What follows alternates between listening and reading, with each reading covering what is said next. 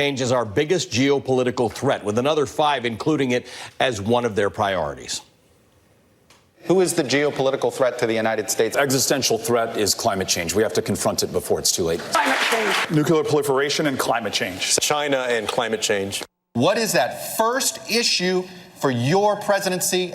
Climate change and the lack of economic mobility Bernie talks about. I would do a collaborative approach to climate change. All right, but talk of climate change at the debate only totaled about 15 minutes altogether out of a couple of hours. 2020 hopeful Washington Governor Jay Inslee is calling for his fellow candidates to unite, writing, "I am a proud Democrat and our party understands the need for immediate solutions to defeat climate change. We must send a clear message that the Democratic Party is ready to lead on climate change, and there is no better way to send that message than to have a full televised climate debate."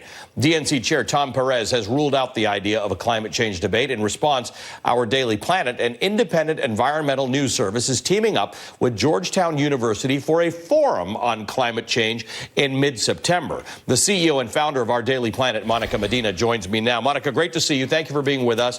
Thank you so much, Ali. Is the word forum or town hall meant to be a way around the fact that the Democratic National Committee has said that if candidates participate in a climate change debate, they can't participate in any of the other debates? It is intended to be just that, a forum for the candidates to tell us what they think and how they would solve this really tremendous problem that we all know we face and that the public really wants to hear about. I'm not here to debate the word debate. We will debate the issues in a forum, but we can do it one candidate at a time, and we can get down to it. We can really dig in and have the kind of conversation that you have often on this show and that I just saw you have with Senator Booker. Have you reached out to the candidates? Have you offered this opportunity to them?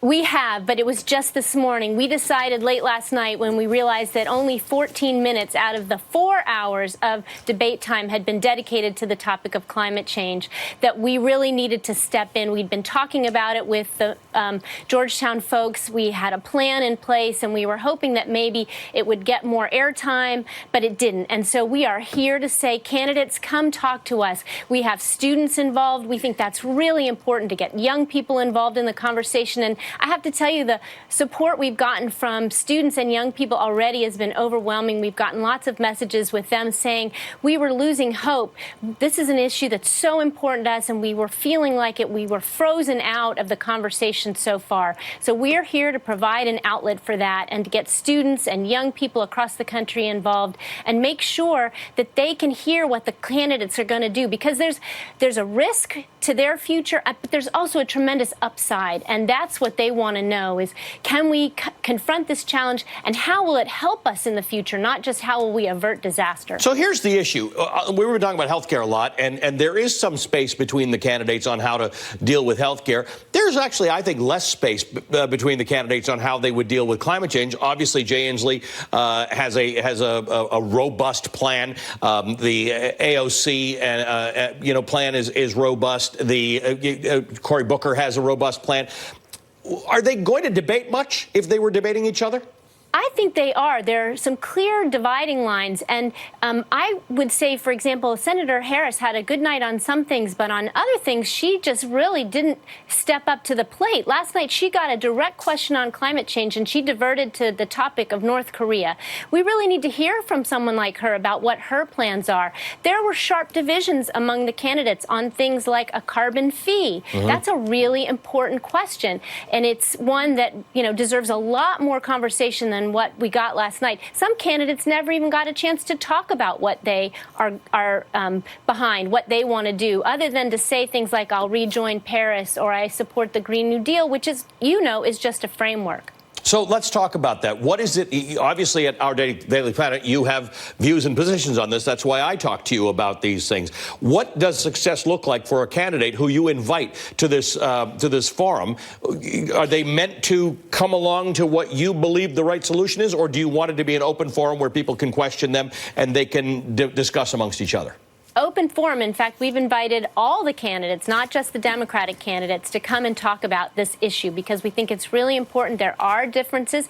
There are differences in priorities. There are differences in emphasis. And even the candidates that have plans don't all cover the same thing. They come at it from different directions. Senator Warren has looked really hard at drilling on public lands and on using the defense supply chain that Senator Booker just talked about as a part of the way to solve the problem.